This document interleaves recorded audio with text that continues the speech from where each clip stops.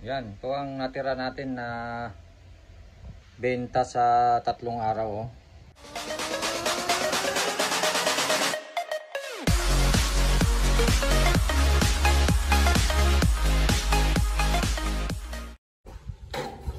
Ayan mga kalakay, update lang tayo sa ating project. At mamaya ay i-report ko sa inyo mga kalakay kung magkano yung ating sale sa 3 araw na bakasyon natin. So ayan, back to work tayo mga kalakay. Nandito na sila sa baba, yung mga pintor natin.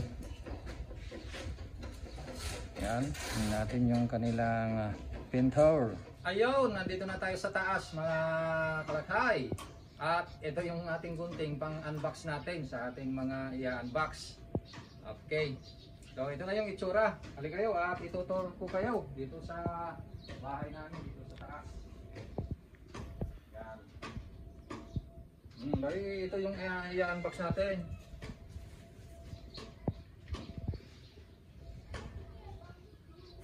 Meron pa kaming hinihintay na cabinet, na aluminum cabinet na pinagawa namin. Kaso hindi pa daw tapos.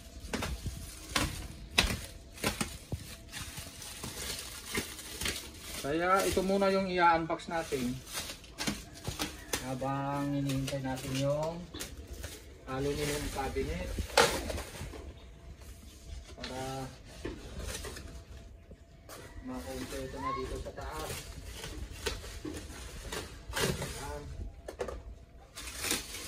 Wow, ang ganda ng sopa, oh. Leather. Ito yung gusto namin kasi, leather.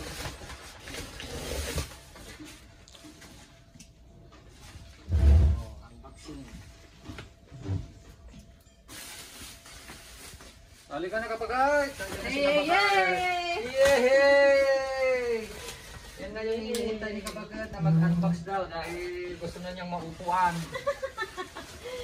Hindi naman, para naman ready na sa New Year, di ba? Oh. Para maayos Kuya na. daw ka na, kuya daw.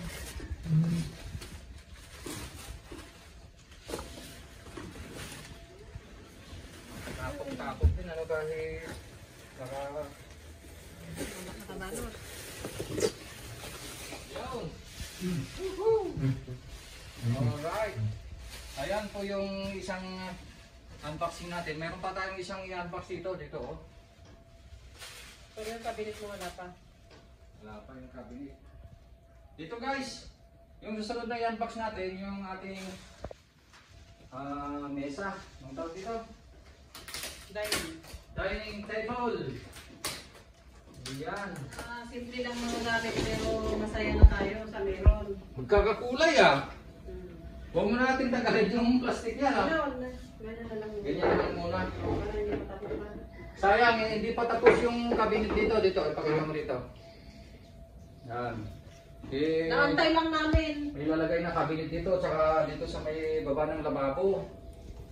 So hindi pa tapos. Baka hanggang bukas siguro. Para may lagay na natin yung exhaust natin. Ito yung hood ng gas range. Ito yung gas range natin. Na-unbox na natin to dati Inaantay na lang yung cabinet kasi para may cabinet dyan. Tapos lutuan dito, gas range. May hood dito na sumisip-sip ng usok. Para okay na. Yan.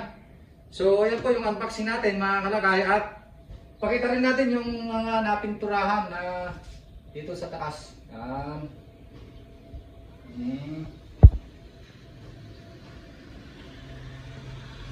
Okay.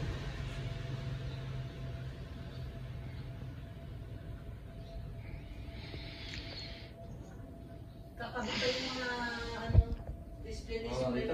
Dito yung dalawang kwarto ni Kambal. Magulo pa yung kwarto niya. Isa sila. Magulo ba? Magulo kasi hindi pa naayos. Pero ewan ko lang kung...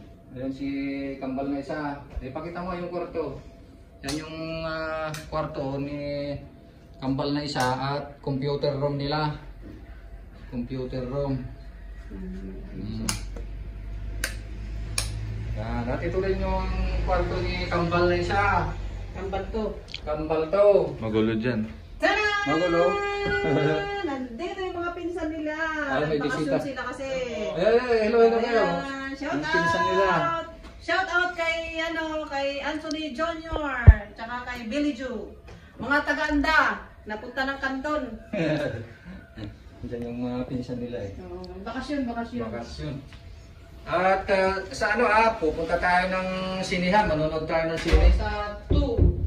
Ipapanood natin yung dalawang pinsan nila sa Robinson, sa San Fernando, La Union.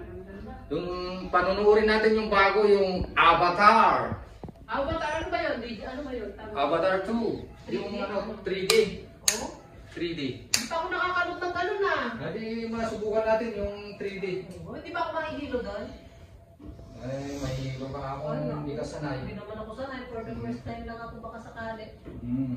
So yan, hanggang dyan mga kaibigan, mga kalakay, yung ating in-unbox sa itong update ng ating project dito sa bahay natin. So, yung mga nagpipintura, nandun na sa baba. So, sa baba na sila. Dahil tapos na dito sa taas. At susunod natin yung ating report sa nakaraang bakasyon natin, 3 araw. Nagpakasyon tayo sa Anda, Pangasinan. At tuloy-tuloy yung ating negosyo dahil meron tayong pinagkatiwalaan na hipag na nagbantay. So, ito po yung report, mga kalakay. Maraming pera din to mga kalakay sa 3 araw na to. Oh. Pero mo, nakakaltasan na ng bayad ng manok dito. Yun na lang mga materyales ng mga harina, mantika, pasahod sa tao, bayad ng LPG ang makakaltas dito. Pero magkano kaya magiging neto natin dito mga kalakay? Yan, ito ang natira natin na benta sa 3 araw. Okay. So ito na yung report sa 3 araw. Ang gross sale nila nung unang araw ay 25,530.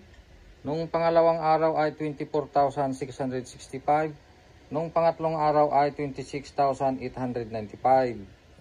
Yan. So all in all sa 3 araw, mayroon silang 77,090 na gross sale. Yan. Ngayon sa gross sale na 77,000, magkano naman kaya yung ating kinita dyan? Yun ang katanungan. Ang kadalasan naming kinikita ay about 15% ang pinakamababa at 22% ang pinakamataas. Depende sa presyo ng mga materyales natin.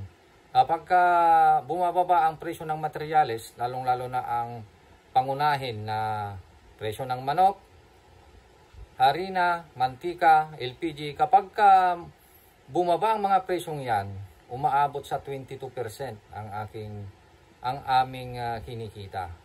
Pero sa aking pagkwenta, ang pumapatak na aming kinikita ay about 20%. So mahigit o kumulang na 20%. So magkano na yung 20% ng ating gross sale na 77,090 ay pumapatak na mahigit 15,000. O biro mo yan, sa 3 araw na kahit wala tayo sa ating negosyo ay kumita ka pa rin ng 15,000. O di ang laking bagay na po yan.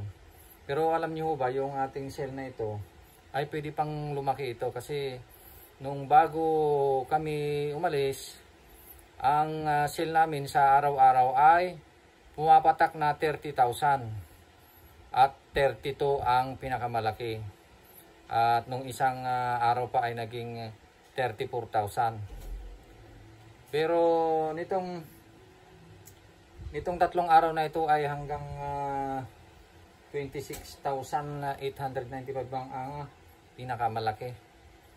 Yan, kaya sinabi ko kanina na meron talagang diferensya pagka wala tayo mismo dito sa ating negosyo. Mas malaki talaga ang magiging outcome ng ating benta pagka mismo na tayo ang magmamanage. Pero bagaman, okay pa rin po ito. Kung mahina po yung ating negosyo, lalong-lalo na po yung mga katulad namin na nagpa-fried chicken, kung ang gross sale lang ninyo sa araw-araw ay maabot lang ng 1,000, 1,500 o 2,000, mahina po yun. Kailangan pong i-upgrade lahat. I-upgrade po ninyo ang inyong recipe. Yun po ang may papayo